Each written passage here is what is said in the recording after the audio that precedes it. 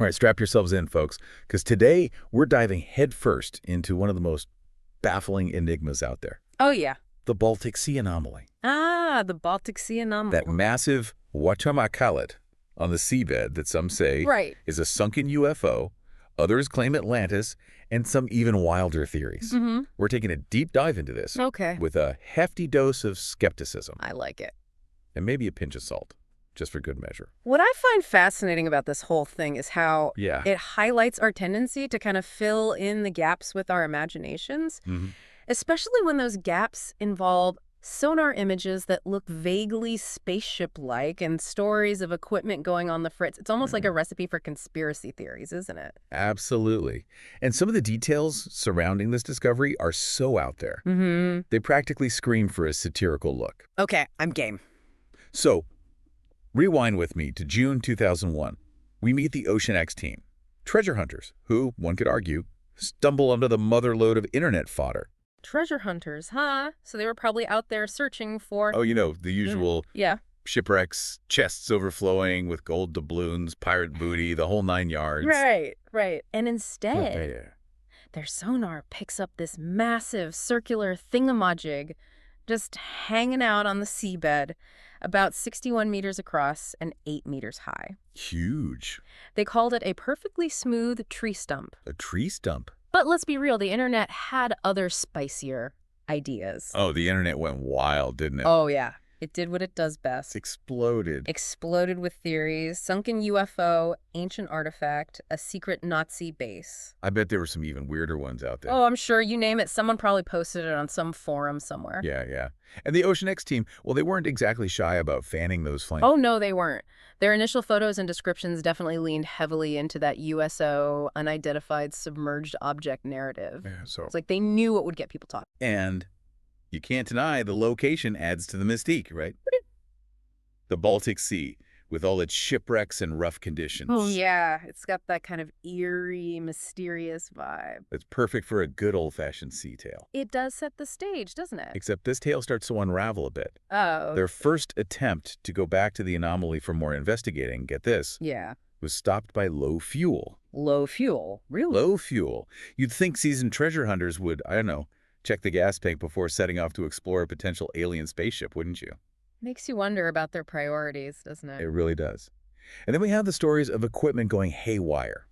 Their remotely operated vehicle, the ROV, ROV. supposedly just conked out near the anomaly, and the ship's radar and sonar systems were allegedly going bonkers within a 200-meter radius. So what, like the anomaly was emitting some sort of super strong Wi-Fi signal, jamming all their devices? Right, forcing them to rely on good old-fashioned human senses. Or maybe just some overactive imaginations. Maybe. But this is where it gets even better.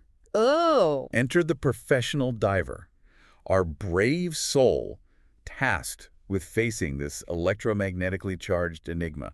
You gotta give the divers some credit. I mean, Right. venturing down to this thing that's allegedly frying electronics and spawning 1,000 conspiracy theories online. I know, right? Talk about a high-pressure gig. I wouldn't go near that thing without a full Faraday cage and a year's supply of tinfoil hats. No kidding.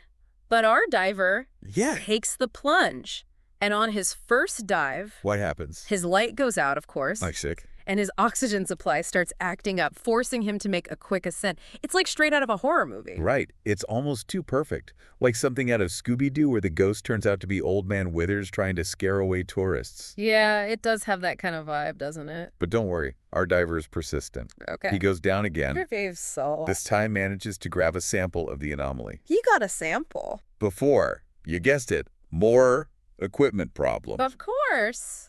Figures. But it's a good thing you got that sample. Why? What's so special about it? Because the analysis of that rock is where things take a turn from, that's odd, to, wait, what? Oh, boy. This is where we dive into the deep end of weird, huh? Hold on tight. Yeah. Things are about to get strange. Here, I'm ready. Let's hear it. Okay, so we've got this rock sample, right? Initially pegged as plain old volcanic rock, but then a closer look revealed a pretty unusual mix. High levels of titanium, iron, and manganese. Not your average volcano output. Wait, titanium? Isn't that, what they use for spaceships? You know it. And of course, the internet went into overdrive with that little detail. Suddenly, we're not talking about sunken submarines anymore. We're talking alien metallurgy. Of course. And the age of the rock. What about that? Oh, yeah, that was a doozy. Estimated to be a whopping 140,000 years old, predating modern humans by a long shot. Okay, so if it wasn't us humans cooking up this titanium cocktail, who was it? Well, the Ocean X team had their pet theory, aliens. And they had their evidence, too. They said they found this 4-kilometer trail behind the anomaly, and following that trail, guess what? Another anomaly. Bingo! Another one about 200 meters away. Two anomalies. It's like someone was playing cosmic bowling down there. Right. Maybe they just couldn't parallel park their UFO very well. Or maybe they were playing a really intense game of underwater skee ball. That's a good one. But anyway, their story was starting to come together. Two objects, maybe parts of something bigger, that broke apart on impact. And just when you thought it couldn't get any weirder, guess what pops up? What? Don't tell me. Another anomaly. No, but close. A Swedish journalist suddenly remembers interviewing a pilot back in 1977.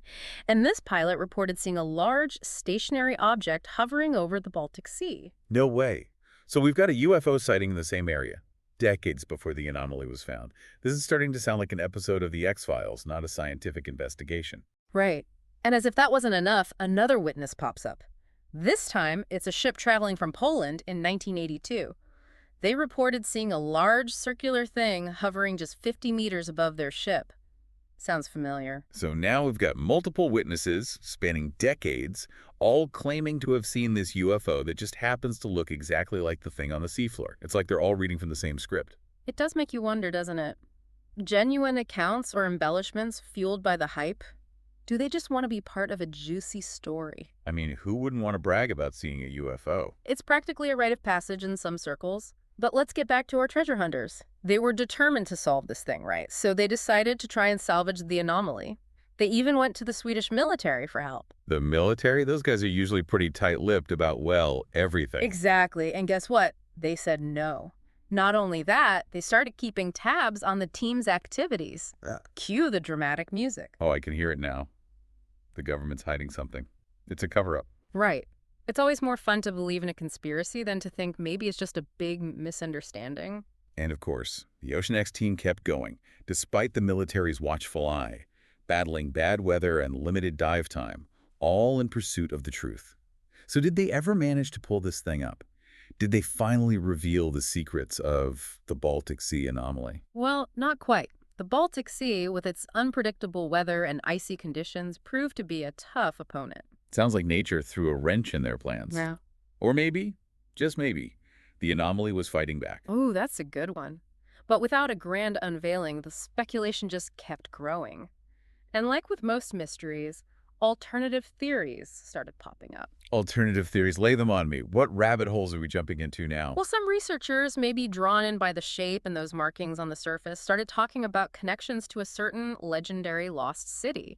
You know, the one known for advanced technology and its unfortunate tendency to disappear beneath the waves. Wait, Atlantis? Are we seriously talking about Atlantis now? So we've gone from sunken UFOs to an ancient civilization with a thing for underwater real estate. It is quite a leap, isn't it? But remember, we're already knee-deep in malfunctioning equipment, UFO sightings, and that mysteriously low fuel gauge. That's true. At this point, I wouldn't be surprised if they found a message in a bottle down there, signed by Poseidon himself. But tell me, is anyone out there trying to bring a little bit of sanity to this madness? Well, amidst all the Atlantis and alien parking lot talk, some were trying to bring things back down to Earth. To actual science? Yeah. A few researchers proposed a more grounded explanation, a Cold War relic. Ooh, interesting. Like maybe a forgotten listening device, a lost torpedo, something like that. Makes sense. The Cold War, all that espionage, secret weapons, enough paranoia to fill the ocean. Right. And the Baltic Sea, super strategic back then, wouldn't be surprising to find some leftover military hardware down there. Definitely more believable than Atlantean architects, or bored extraterrestrials at least. Yeah. So let's recap. We've got this giant metal thingy on the seafloor. Treasure hunters who love a good story. Equipment conveniently malfunctioning. UFO sightings sprinkled throughout history. And theories ranging from plausible to completely bonkers. It's a whirlwind of weirdness. Makes your head spin, doesn't it? It's almost like the story was designed to tap into that part of us that craves mystery. We see a blank canvas, and we fill it in with whatever we want to believe. Aliens. Atlantis. Government conspiracies. It's all there. Take your pick. Exactly. It's like we're playing Mad Libs with the truth. But amidst all the fun and speculation, it's easy to forget about critical thinking. Totally. It's tempting to get caught up in the excitement, to jump on the most sensational explanation without asking, hold on, is this actually true? So how do we apply skepticism to something like this, where even the facts are murky? What's the antidote to all this mystery and speculation? It starts with recognizing our own biases. Do we want to believe in aliens? Are we hardcore skeptics? Do we need a scientific explanation, or are we drawn to the unknown? It's about being aware of the lens we're using to view the world, understanding that our perspective can warp things. Right. And once we acknowledge our biases, we bring in the scientific method. The scientific method. So not dismissing the extraordinary, but approaching it with a critical eye. Exactly. We need evidence, we scrutinize data, we consider other explanations, and we stay open to changing our minds if new information comes up. It's like being a detective, gathering clues, putting the pieces together, following the evidence wherever it leads. Exactly. And with the Baltic Sea anomaly, the evidence, while definitely interesting, doesn't really support those more out there claims. The equipment issues could be those unpredictable magnetic fields in the area.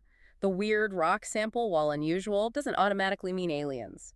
And those eyewitness accounts, well, they could be influenced by lots of things. So are we saying the Baltic Sea anomaly is just a big, boring rock? No mystery at all? Well, not necessarily. It's still an oddity, and there's definitely more to learn. But extraordinary claims need extraordinary evidence. And here, the evidence just isn't quite there. It's a good reminder that the simplest explanation is often the most likely. But that doesn't mean we stop being curious about the unknown. It means we approach things with skepticism, a critical eye, and acceptance that the truth might not be as exciting as we'd hope. Perhaps the biggest takeaway from all this is that learning is a process. We may never have all the answers, and that's okay. The exploring, the questioning, the testing, the revising, that's where the real excitement is. And maybe someday, with better tech and more research, we'll finally know the full story of the Baltic Sea anomaly. Until then, it's a reminder that the best treasures aren't always sunken gold or alien spaceships, but the pursuit of knowledge itself. So, to our listeners, we say this: keep exploring, keep asking questions, and keep that skeptical spark alive. There are mysteries all around us, and it's up to us to approach them with both curiosity and a critical mind. And if you ever see a sonar image that looks suspiciously like a spaceship, ask yourself, is it really aliens? Or is my imagination just having a field day? Until next time, keep diving deep, and remember, the truth is out there, but it might be hiding right under our noses. This has been The Deep Dive, signing off.